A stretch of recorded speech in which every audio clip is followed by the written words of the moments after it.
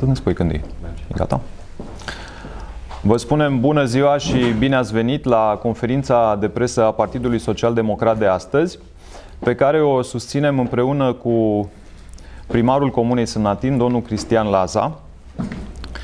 O să-l rog pentru început pe domnul primar să ne spună și să ne adreseze câteva cuvinte. Vă rog, domnul primar. Bună ziua, vă mulțumesc și eu pentru prezență. Mă aflu astăzi aici ca răspuns la inițiativa colegilor mei primari de a semnala câteva lucruri, mai exact două aspecte. Pe de o parte vorbim despre alocarea din cotele defalcate, repartizarea sumelor de către Consiliul Județean, iar al doilea aspect ar fi acel concurs organizat de Ecolec Bihor, prin care, din păcate, nu se asigură o transparență normală. A căpătat așa un iz politic, iar colegii mei sunt tentați să nu mai participe la acest concurs. Acestea sunt cele două subiecte pe care doresc să le abordez și putem începe cu promisiunea că nu o să vă rețin foarte mult. Adi, intru direct în subiect? Da, vă rog, vă rog. Ok. În ceea ce privește distribuirea fondurilor din cotele defalcate, sigur s-a tot vorbit despre acei indicatori de performanță, indicatori de care, din păcate, nu s-a mai ținut cont. Nu aș vrea să vorbesc despre alte primării, pentru că nu ar fi deontologic să fac acest lucru, dar avem foarte multe exemple. Mă bucur că a fost relatat săptămâna trecută în presă, într-un mod extrem de pertinent și bine documentat toată această situație. Cred că singurul criteriu care s-a avut în vedere a fost cel politic. Și în anii precedenți s-a precedat la fel. Cred că președintele Consiliului Județean, domnul Bolojan, putea foarte bine să facă această repartizare a fondurilor așa cum domnia sa a considerat de cuvință, fără a mai pomeni despre acești indicatori, pentru că nu putem vorbi despre indicatori de performanță în condițiile în care primăria Sânt Martin are un grad de colectare de 98,6%, anul precedent a avut 99% grad de colectare, cheltuielile cu personalul, din nou și aici stăm foarte bine, din venituri proprii suntem la 20 și ceva la sută, dar dacă ținem cont de fondurile europene, pentru că și la obținerea fondurilor europene este munca colegilor mei, cheltuielile cu personalul în Comuna Sânt Martin e sub 10%. Nu știu câte primării din România se încadrează în acești indicatori, dar lucru pe care noi vrem să-l semnalăm este acela că s-au făcut repartițiile financiare strict politic. A fost alocat conform unui protocol care s-a respectat, iar din fondul la dispoziția executivului Consiliului Județean nu a fost nici vorbă despre performanță decât atribuire politică. Comuna Sânt Martin nu a stat și nu va sta niciodată cu mâna întinsă spre Consiliul Județean. Noi am preferat să muncim, am accesat fonduri europene, multe fonduri europene și ne desfășurăm activitatea în condiții normale și cred că putem vorbi despre o dezvoltare continuă și în comuna noastră. În aceste condiții semnalăm încă o dată și îl rugăm pe președintele Consiliului Județean să facă alocările așa cum consideră de cuvință, dar să nu mai vorbim despre indicatori de performanță, că nu poate fi vorba de așa ceva.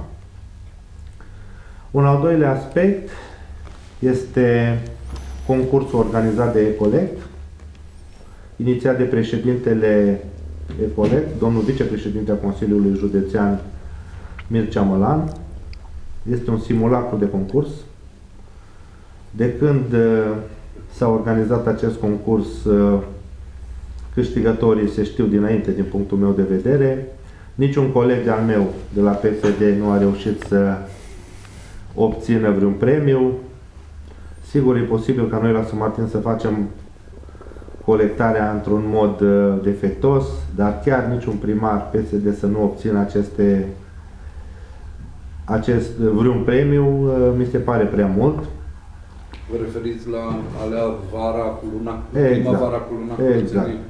Noi am avut o ședință de BPJ în care colegii primari m-au desemnat să vin să semnalez aceste lucruri și că luăm serios în calcul fiecare să ne facem curățenia într-un mod individual și să nu mai participăm la acest concurs lipsit de transparență. Vă spunem toate aceste lucruri pentru că avem colegi care, deși au avut o muncă susținută în participarea la acest concurs, efectiv nu li s-au ridicat deșeurile. S-a dat câștigătorii și colegii noștri nu aveau ridicate deșeurile din comunele lor. Aș putea da aici exemplu comunei Sârg, dar nu numai.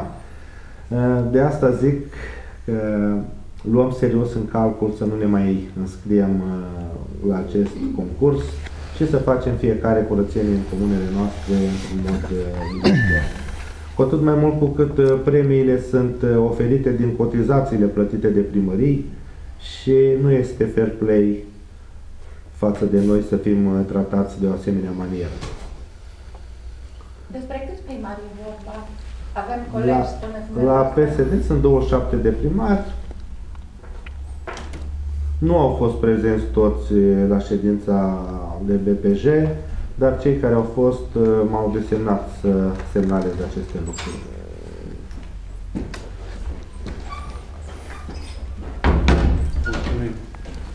Cam acestea sunt lucrurile pe care am vrut să le ridic atenției dumneavoastră. Care sunt indicatorii de performanță pe care trebuie să intervin? Era gradul de colectare. Deșeuri, taxelor și impozitelor? Da, gradul de colectare. Acesta fiind și criteriul legal de altfel după care s-ar face repartiția. Da. Cheltuielile cu personal, mă rog, au fost mai mult. Întreținerea drumurilor,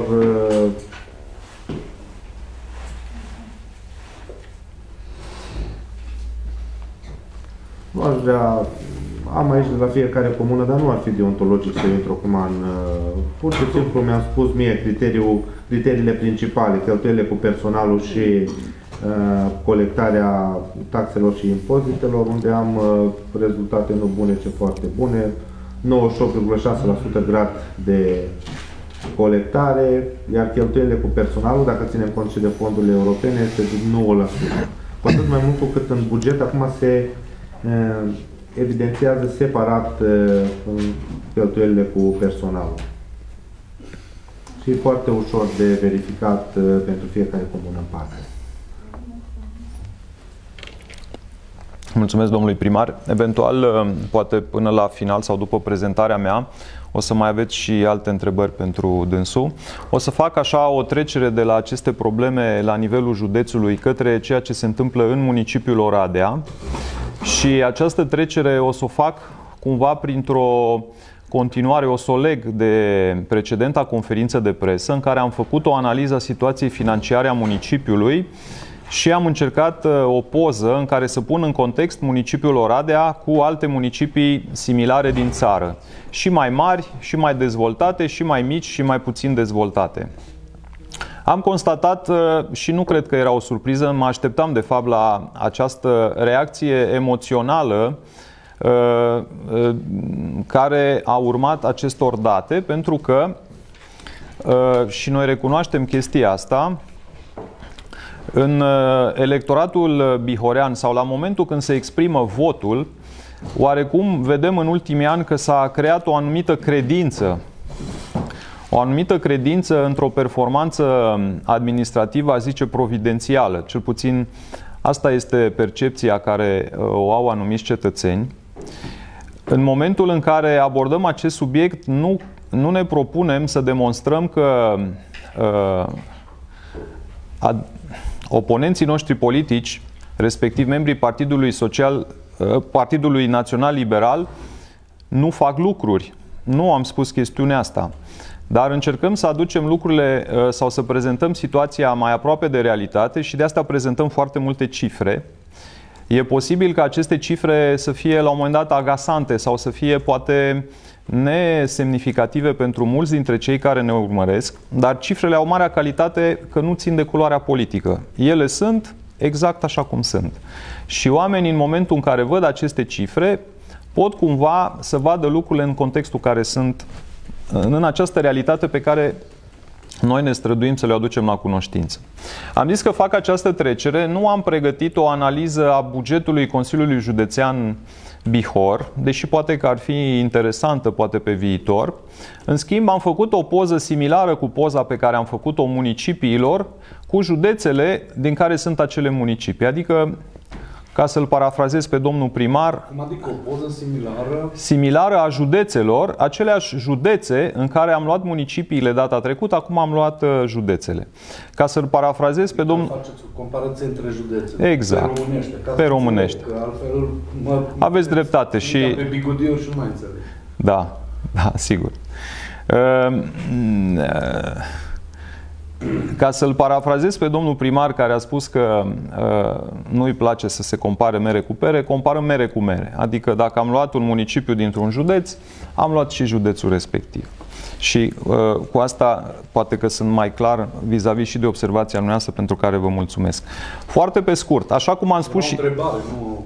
Da, corect. Așa cum am spus și data trecută, concluzia analizei legate de municipiul Oradea este că nu suntem nici mai buni, nici mai răi decât alții și că fiecare dintre administratorii acelor municipii încearcă să-și facă treaba cât mai bine. Iată că dacă ne uităm la județele respective, adică Bihor, Dolj, Timiș, Buzău, Cluj și Teleorman, realitatea este cea pe care poate că o simțim cu toții. Adică, din punct de vedere economic, județul Bihor stă mult mai bine decât Buzăul sau Teleormanul. Este undeva cam la același nivel cu județul Dolj și sub Timiș sau Cluj. Însă, dacă ne uităm și luăm ca și indicator al activității capacitatea acestor județe de a atrage fonduri europene, suntem în aceeași linie cu Teleormanul sau Doljul, adică undeva în jur de 200, adică Teleormanul este mult sub noi, nu. Pe fonduri europene suntem cam în aceeași linie cu Teleormanul și Timișul. Ei atrag cam aceleași fonduri europene pe cap de locuitor cât atrage și județul Bihor și suntem mult sub alte județe din țară, sub Buzău, sub Cluj, sub Dolj. Doljul stă bine la fonduri europene, ca și județ, la fel cum Craiova stătea foarte bine la fonduri europene. Deci, scopul acestor cifre sau concluziilor care se pot extrage din aceste cifre este acela de a pune lucrurile în realitate. Sigur că administrația liberală a județului și a orașului își pigmentează acțiunea politică cu diverse informații în măsură să pună cât mai bine în evidență realitățile lor. Și aici aș semnala și aș trece cumva la ceea ce se întâmplă în Consiliu. O să vă dau materialul ca să-l aveți. O să vă trimit materialul. de parametrii ăștia? 43,332, 21,5. Sunt cei cu albastru. Deci fondurile europene pe locuitor și veniturile pe locuitor. O să vă trimit materialul. N-aș vrea să insist pe cifre, că o să ne lungim foarte tare. Nu, dacă le-ați arătat, trebuie să ne le explicați. Este vorba de... Ca să nu prostii asta, fonduri UE... Da, acelea sunt fondurile europene în cifre absolute, adică cât s-au atras, vorbim de anul 2022. Și ca să revenim la ceea ce zic puțin la activitatea din Consiliul Local, aș semnala o chestie care mi se pare cumva nu de bun augur, și anume reacția Primăriei Oradea. Acum mă refer de Primăria Oradea. Am zis că fac o trecere de la județ la Primăria Oradea. La aceste date și la aceste informații a fost o abordare care eu i-aș zice politicianistă.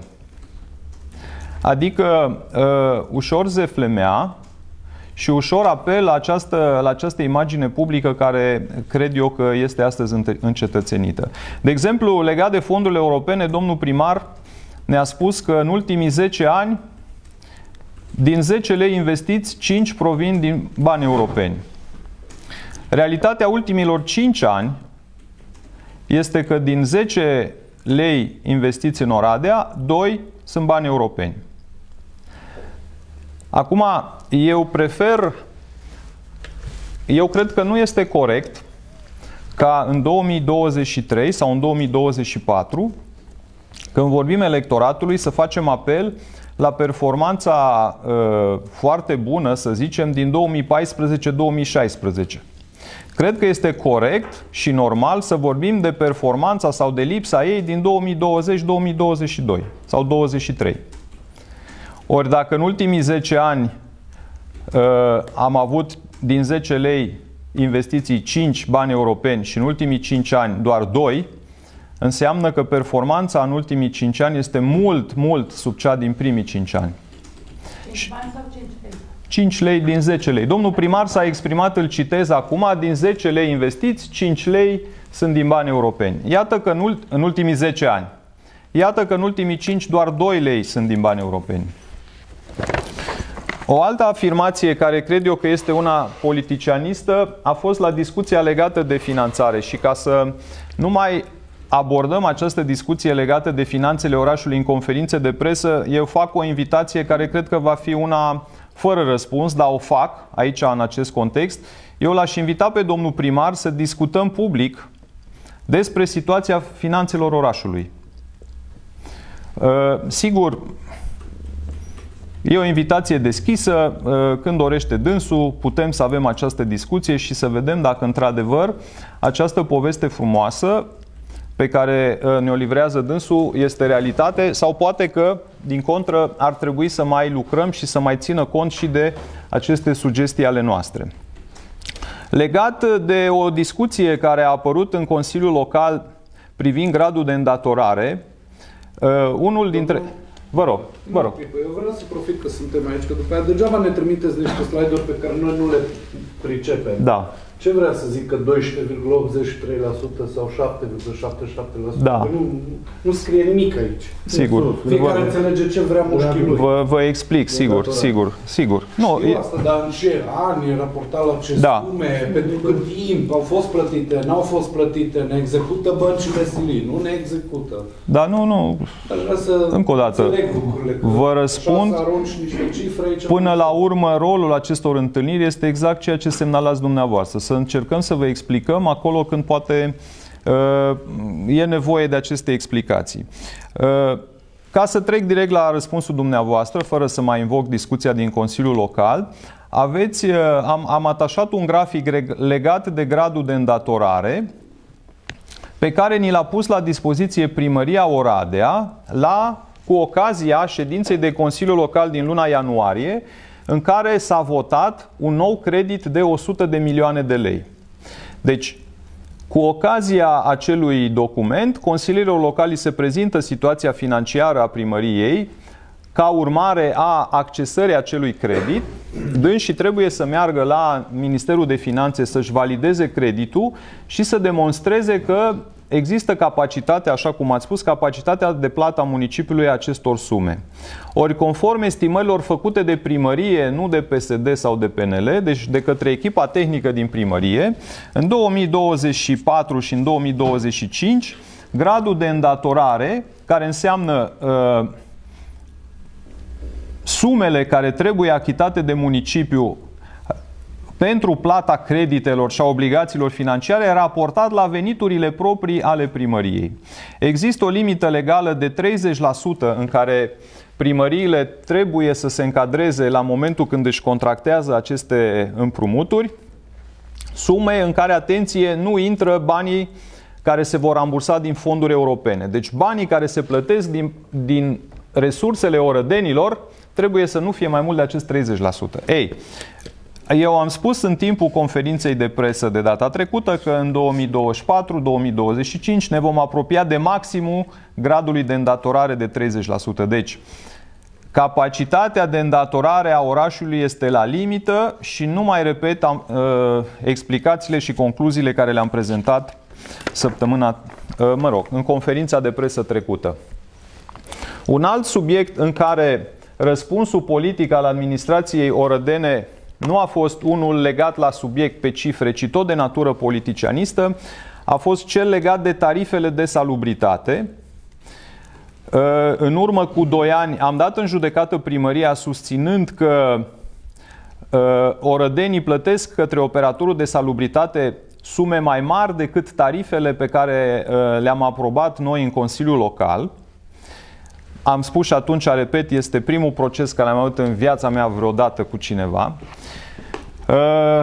Am prezentat instanței, e drept și nu public, adresele făcute către aproape toate municipalitățile din țară, în care am dovedit că în majoritatea orașelor din România, administrațiile nu permit operatorului să încaseze sume mai mari decât tarifele. E ceva normal, firesc. Iată că din septembrie legislația obligă operatorii să prezinte separat tariful de colectare și tariful de depozitare. Prin urmare, operatorul din Oradea este forțat să renunțe la suprataxarea orădenilor de un act normativ apărut în luna septembrie. Ceea ce am criticat și am semnalat primăriei faptul că a trebuit să stea 5 luni de zile ca să corecteze această injustiție. De ce, dacă din septembrie puteam să oferim orădenilor o mică reducere, e drept, dar o reducere și o chestiune corectă, de ce se amână până în luna februarie chestiunea asta? N-am răspuns. Este o ordonanță de guvern din luna septembrie. O să vă trimit, cred că 133 pe 2022. Dar luați-o cu rezerve dacă e 133, dar vă spun exact actul normativ. În fine, o altă discuție care a fost în Consiliul Local, am salutat deschiderea primăriei Oradea în a oferi o formă prin care Uniunea Artiștilor Plastici să continue să-și desfășoare activitatea în cetatea Oradea și cred că este normal ca aceeași deschidere a primăriei să fie manifestată și în raport cu acei meșteșugari care încearcă să conserve tradițiile. E clar că această activitate nu poți să o pui pe picior de egalitate, deci ține nu doar de a face un business bun această casă meșteșugărească din cetate, ține și de un interes cultural pe care trebuie să-l aibă municipalitatea și comunitatea din Oradea. Iarăși nu avem un răspuns din partea primăriei, dar cred că ați putut constata și dumneavoastră din reacțiile oamenilor că cetățenii își doresc acest lucru. Ori primăria nu înseamnă doar să faci un business bun. Înseamnă și să ai grijă și de cei care au nevoi sau să te preocupe proiectele culturale, chiar dacă nu sunt poate foarte profitabile, să te preocupe tradițiile, să dai burse la copii chiar dacă nu dă guvernul banii, să faci mai multe reabilitări termice, să nu ceri la creșă prețuri de 4 ori mai mari decât spune legea. Nu spune nimeni că administrația liberală nu e preocupată de proiectele de mobilitate. Vedem șantierele din oraș. Dar un oraș și calitatea vieții oamenilor înseamnă nu doar chestiunea asta, înseamnă și aceste aspecte sociale care sunt pur și simplu trecute la ETC de aproape 20 de ani în Oradea. Punct, am căutat să fim cât mai scurți și la subiect și la obiect. Sigur, așteptăm întrebările dumneavoastră. Am eu întrebări. Vă rog. Ați început promițător cu Consiliul Județean și ați spus o singură propoziție și după aia v-ați întors la primăria Oradea, ceea ce e dreptul dumneavoastră. Dar v-am anunțat că voi face asta. Am înțeles, da. Vă rog. Am înțeles. Întrebarea legată de asta. De ce în Teleorman, de exemplu, nu se văd investițiile cu fondurile europene dacă au fonduri europene mai mari decât în Bihor? E o întrebare așa, zic eu, de bun simț. Eu am fost acolo, atenție, nu mă puteți. E o întrebare care cred că iese din interesul acestei. Vă întreb, nu, că spuneți că eu v-am spus investiții din fonduri europene pe cap de locuitor. V-am făcut o poză. Am înțeles, o poză, dar Pentru că eu văd poza asta, cum ziceți dumneavoastră, și mă întreb de ce în Teleorman e sărăcie, de ce nu se văd investițiile alea pe fonduri europene? Le ascunde cineva acolo sau cum? În general, există această frustrare la nivelul administrației orădene că întotdeauna comparăm Bihorul cu Clujul. Da? Oradea dă 30.000 de euro pe an pentru subvenții sociale, Clujul dă aproape 2 milioane de euro, tot primărie liberală, tot pe aceeași regulă. Ok.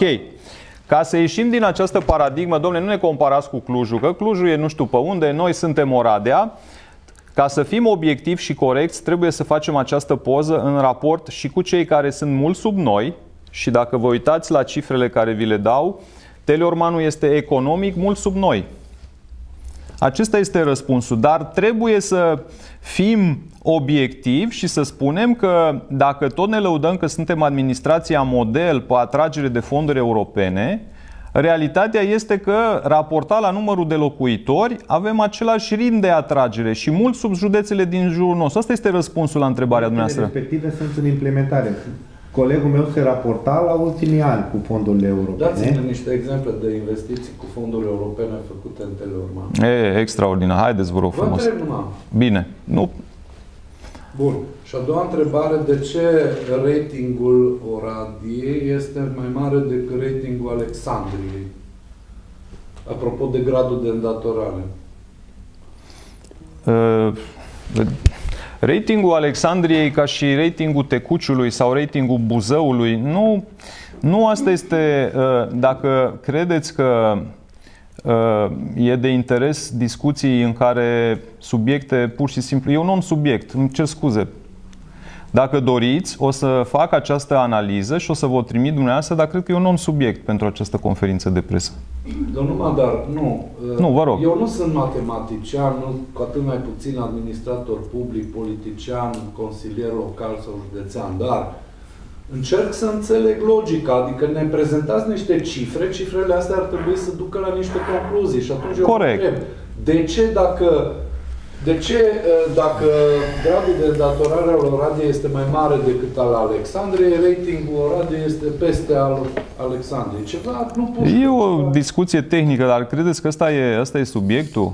Adică, până la urmă, comparația între gradele de îndatorare și comparația între ratinguri, ca să-l parafrazez din nou pe domnul primar, e o discuție între mere și pere. Putem face această comparație dacă doriți, pentru, nu știu, satisfacția noastră intelectuală, dar nu e un subiect în această conferință de presă. Știți, circulă pe Facebook o vorbă atribuită unui matematician român care spune că dacă stai cu o bucă pe un reșou încins și cu alta pe gheață, în medie ești echilibrat. Da? Te dor amândouă. Da. Ceea ce vreau eu să spun este că dacă cifrele astea ni le prezentați dumneavoastră, trebuie să tragem și niște concluzii din ele. Am tras concluziile și vi le repet. Nu cred. Eu nu cred că cine va citi cifrele astea va ajunge la concluzie, dar repet această concluzie. Oradea e conectat la ratingul național încă de 2012, da, deci 2014. Dacă vrem să fim obiectivi și vrem să ne comparăm cu alții, trebuie să vedem cum fac alții. Da? Deci noi, ca și nivel de dezvoltare, asta este concluzia acestor cifre și am făcut-o, dar o repet, nu e o problemă. Ca și nivel de dezvoltare, cum zic eu, care este acest indice ca să măsor nivelul de dezvoltare? Cât câștigă oamenii? Ce bani duc acasă? Cum o duc? Care este nivelul lor de trai? Da? Comparând cum poți să extragi acest indicator din ceea ce înseamnă execuția bugetară a unui județ? Păi văzând IVG-ul din județul respectiv, le compari unele cu altele. Se vede de aici o situație economică mult mai bună a Bihorului față de Teleorman. Incomparabilă. Când vorbim, în schimb, de ceea ce înseamnă execuția bugetară, câți bani europeni au atras județele respective pe cap de locuitor, ca să nu compari mere cu pere. Dom'le, dacă am fi avut același număr de locuitori, ce ar fi fost? În Bihor au fost 79 de lei, în Teleorman 67. Bihor cât? 79, în Teleorman 67. În Dolj 199. 77. Iar în Buzău 105. În anul 2022, domnul Criș. Și Buzău 100. O să aveți datele, dar pot să vi le citesc. În Buzău 146, în Buzău 156, scuzați-mă, și în Cluj 178. Deci, am vrut să facem, cum cred că este corect, această paralelă, dar uite, după discuția cu dumneavoastră, cred că o prezentare și o analiză a situației financiare a județului cred că se impune și probabil o să fie un subiect interesant. Vreau și eu să vă întreb. Vă rog. Situația actuală în organizația PSD Bihor. Dacă pregătiți, eu știu, alegeri, care e situația momentan?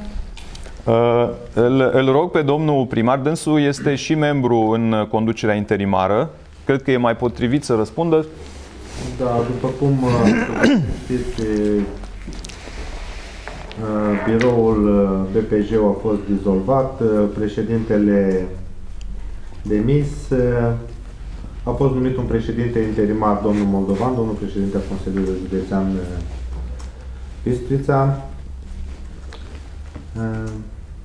În momentul de față, din biroul județean fac parte toți primarii, plus cei doi parlamentari, domnul Manc și domnul Bodoc. Cu siguranță vor fi alegeri după această perioadă de interimat. Nu este stabilită o dată, dar cu siguranță vom veni în fața dumneavoastră cu o echipă mult schimbată, cu oameni care doresc să se implice, care au făcut ceva în viața lor și care au avut rezultate de-a lungul timpului. Cred că PSD Bihor va avea o cu totul și cu totul altă abordare și rezultatele cred că vor fi pe măsura muncii noastre. Domnul Radu Moldovan s-a convocat. Da. Dumnealui a participat la ședința BPJ? Nu, în data de 5 martie avem ședință cu dumnealui. Din ce cauză nu a participat la ședință, dacă e președinte? Pentru că a avut o perioadă de concediu, din ce știu. De ședință în 5 martie. Următoarea ședință, Birou Politic Județean. În care ce subiecte veți avea? Organizatorice. Apropo de întrebările dumneavoastră. Participa la ședința asta de când? De joi sau când a fost? Nu, joi, în urmă cu... Săptămâna cealaltă. Da. Da, a participat domnul Manc, da. Dumneavoastră veți candida la președinția filialei? Eu sau domnul Mada? Dumneavoastră, domnule primar. Laza. Este prematur să vorbim despre candidaturi. Trebuie reorganizată fiecare filială în parte, după discuțiile avute cu toți colegii mei primari, pentru că eu cred că e momentul ca cei 27 de primari, cei 27 care au câștigat alegeri în Partidul Social Democrat, să aibă un cuvânt greu de spus. O să vă putem prezenta echipa care va merge în alegeri, sau echipele, că pot fi mai multe echipe. Cu siguranță sunt mai mulți doritori. Ceea ce constat e că creează îngrijorare multă o eventuală candidatură a mea, Nu, dar nu este cazul. Pe mine Nu pe dumneavoastră, dar nu este cazul. Cred că Sumartinu ar trebui să fie reprezentat în conducerea, fiind cea mai mare administrație locală condusă de PSD, deja ajungem spre 14.000 de locuitori în conducerea organizației județene. Probabil voi candida și eu pentru o funcție, dar nu știu să vă spun pentru ce. Vicepreședinte, vedem. Nu am luat vreo decizie, nici eu, nici colegii mei încă. Conducerea organizației județene fiind alcătuită din președinte, câți vicepreședinți? 2 prim vicepreședinți. Apoi? Și 2 parlamentari. 7. Nu, în momentul de față nu. Nu aveți. Nu avem. E o structură interimară, formată din primari și parlamentari. Veți candida la președinția filialei județene, domnul Madar.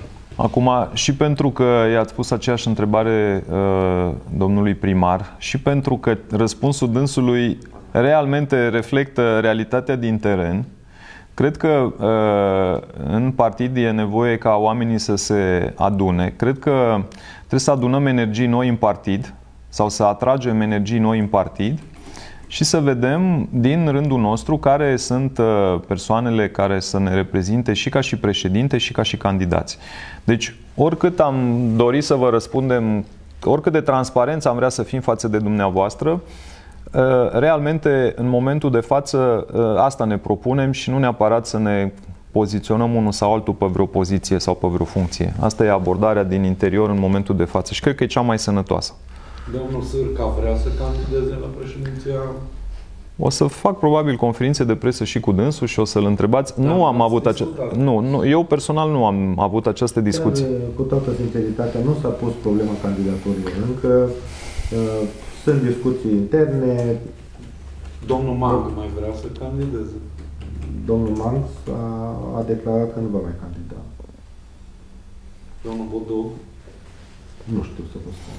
Doar dacă îl întrebați pe dumneavoastră. Deci nu a fost această discuție. Cred cu tărie că trebuie să deschidem ușile partidului, să vină oameni noi alături de noi. Sunt foarte mulți doritori.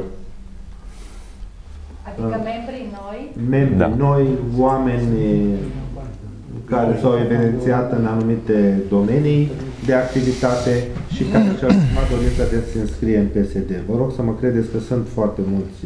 Câți aprox? Foarte mulți, foarte mulți. 10.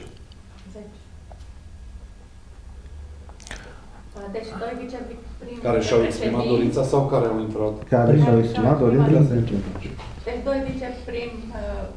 Doi vicepreședinți. Da, prim vicepreședinți, 17 vicepreședinți. Domnul primar, eu mai am o întrebare. Secretar executiv. Și? Trezorier și membri. Ok, mersi. Eu mai am o întrebare referitoare la domnul Ciprian Anta, pentru că dumnealui a votat în conformitate nu numai cu conștiința pe care o are, ci și cu interesele Comunei S. Martin, știind despre ce e vorba. Așa este.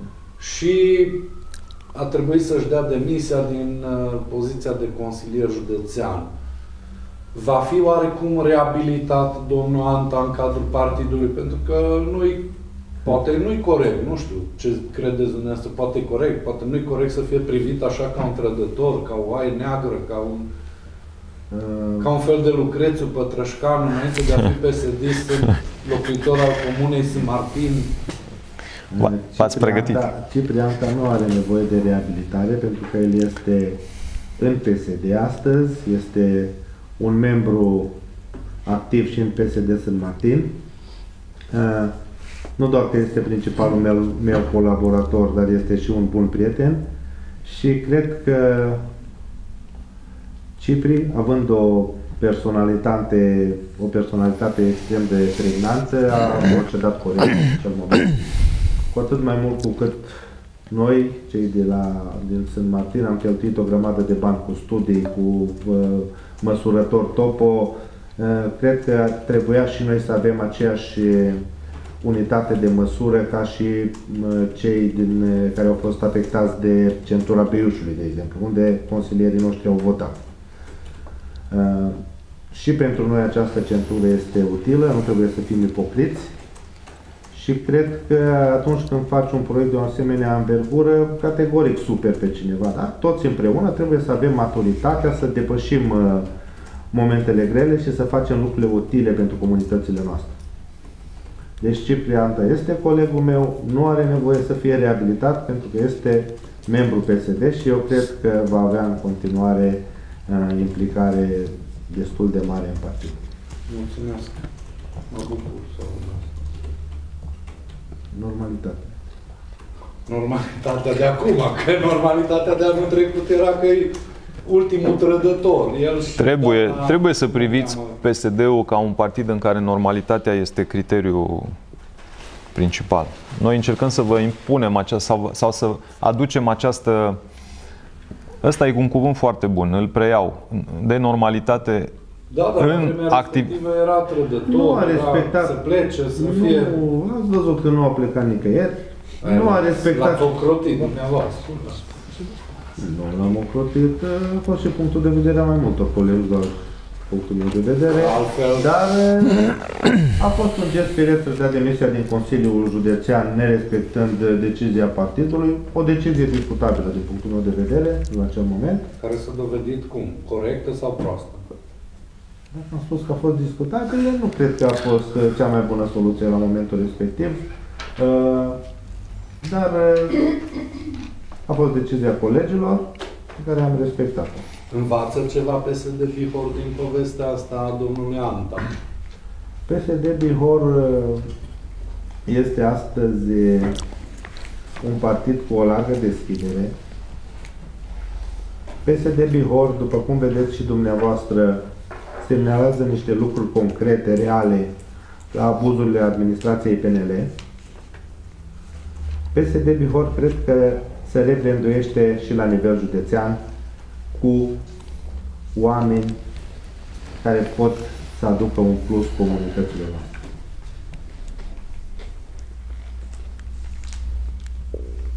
Mulțumesc. Dacă mai aveți întrebări? Dacă nu, vă mulțumim pentru faptul că ați participat la conferința noastră de presă de astăzi. O zi bună tuturor! Mulțumim!